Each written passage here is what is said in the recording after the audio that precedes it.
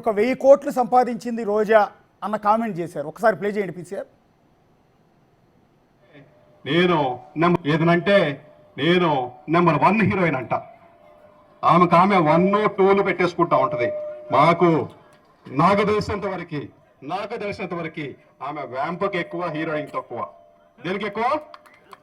Vamp క్యారెక్టర్కి ఎక్కువ. అలాంటి ఆమె ఇవాళ 1000 కోట్లకి తాల్సిందంటే అర్థం చేసుకోండి. ఏదనంటే నేను నెంబర్ 1 హీరోయిన్ అంట. ఆమెకు ఆమె 1, 2లు పెట్టేసుకుంటా ఉంటది. నాకు తెలిసినంత వరకు ఆమె వ్యాంప్కి ఎక్కువ, హీరోయిన్ తక్కువ. దేనికి ఎక్కువ?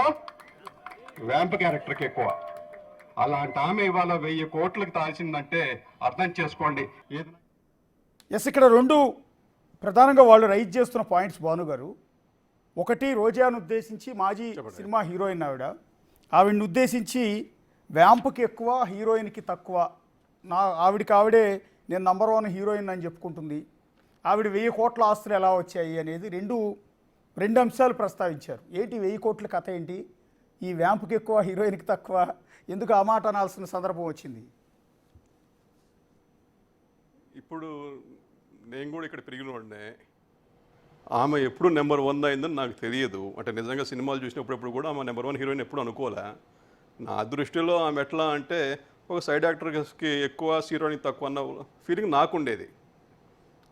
ఆమె అన్నిటికీ ఓకే అంటుందని చెప్పి సినిమాల్లో ఛాన్స్ ఇస్తుంటారని చెప్పే మాట అప్పుడు చెప్పారు. సరే, కాదు, మనకేం తెలుసు సినిమా ఇండస్ట్రీ గురించి, నాకు కొద్దిగా తెలియదు, దానికి సంబంధించిన వాడిని కూడా కాదు, ఏదో ఎన్నదే వింటుంటాం, అదే చెప్పా. ఇంకా డబ్బులు అంటారా, ఆమె 2014లో శ్రీనగర్ కాలనీలో ఒక అపార్ట్మెంట్లో 12,000 రూపాయలకి అద్దెకుండింది. ఇవాళ ఆమెకి మీరు చెప్పే ఊర్లో ప్రతి ఊర్లో కూడా ఆమెకి ఇళ్ళు ఉన్నాయి. బెంగళూరు అనండి, హైదరాబాద్ అనండి, చెన్నై అనండి, నగిరి అనండి, ప్రతి చోట ఇళ్ళు ఉన్నాయి.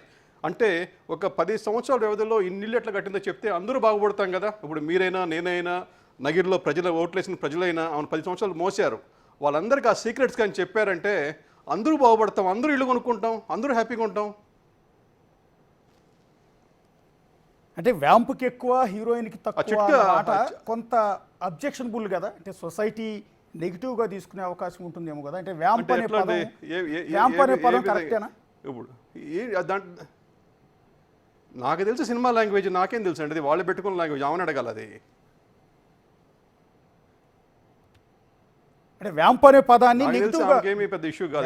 అనే పదం అంటే మీ ఉద్దేశంలో వ్యాంప్ అన్నది ఏ సందర్భంలో అనాల్సి వచ్చింది అని, అంటే దేంతో కంపేర్ చేసి అనాల్సి వచ్చింది? అంటే ఆమె సినిమా ఇండస్ట్రీలో ఆమె సక్సెస్ గురించి మాట్లాడిన పదం అది.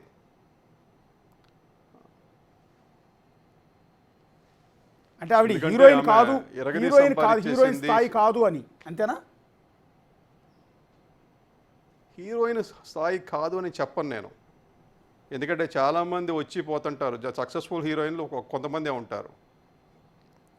ఆ కోవలోకి ఏం రాకపోవచ్చేమో.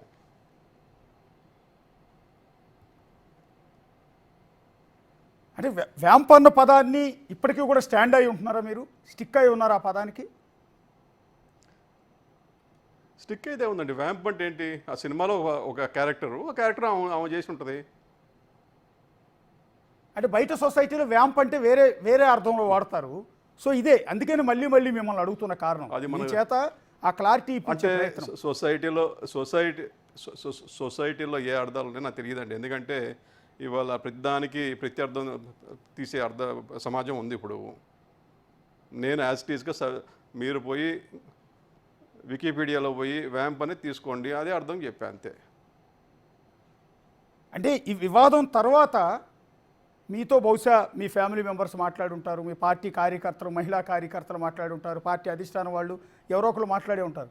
ఈ సందర్భంలో ఏమైనా రిగ్రెట్ ఫీల్ అవుతున్నారు? నేను ఆ మాట అనకుండా ఉండాల్సిందే, నెగిటివ్గా పోయిందేమో, వ్యాంప్ అన్న పదం వాడకుండా ఉంటే పోయేదేమో. అసలు నిజం చెప్పాలంటే బురదగుంట్లో కాలు పెట్టడం నాకు ఇష్టమే లేదు అసలుకి. జనరల్గా మనం హుందాగా ఉండడానికి ట్రై చేస్తాము, ఆడవారికి మర్యాద ఇద్దామని ప్రయత్నం చేస్తాము. ఆమె నోరు జాడడం అనేది ఆనవాయితీ అయిపోయింది. ఆమె గత చరిత్ర చూసుకుంటే చాలా ఘనం.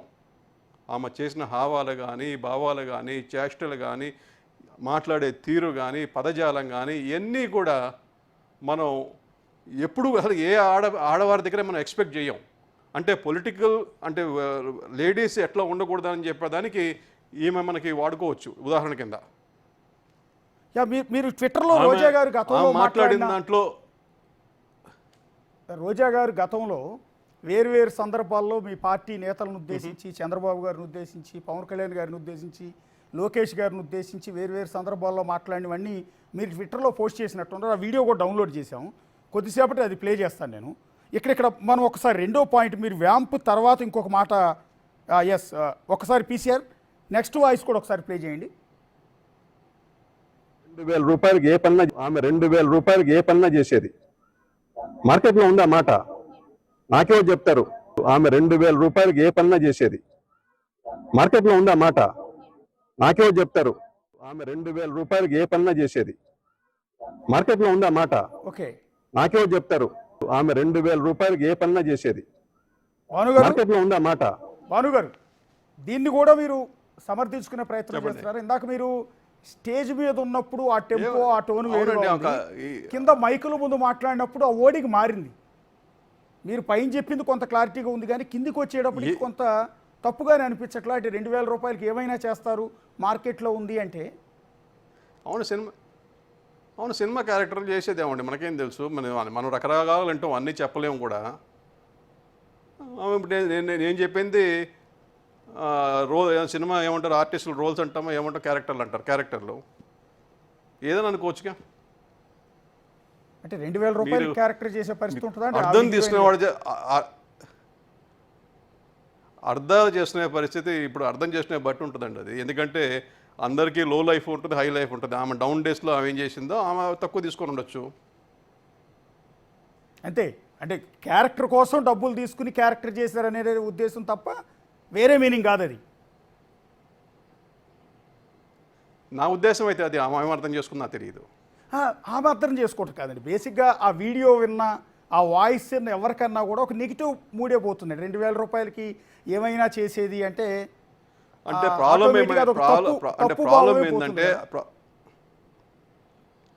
ప్రాబ్లం ఏంటంటే రోజాకి అది వర్తింపజేస్తే మీకు అలాంటి ఆలోచనలు వస్తున్నాయి. అదే వేరే వాళ్ళకైతే అట్లా వచ్చేది కాదు. ఎస్, ఒక్కసారి పీసీఆర్ ఇందాక అంటే ఇక్కడ భానుగారు మిమ్మల్ని ఒక్క మాట సూటిగా అడుగుతున్నాను. గతంలో భువనేశ్వర్ గారిని ఉద్దేశించి వైఎస్ఆర్ కాంగ్రెస్ పార్టీ నేతలు అసెంబ్లీలోనూ బయట మాట్లాడారు. చంద్రబాబు నాయుడు గారు లాంటి స్థాయి వ్యక్తి కూడా కర్ల వెంట నీళ్లు పెట్టుకుని అసెంబ్లీ నుంచి బయటకు వచ్చేసే పరిస్థితి ఉంది. అది తీవ్రమైన వివాదాస్పదమైంది.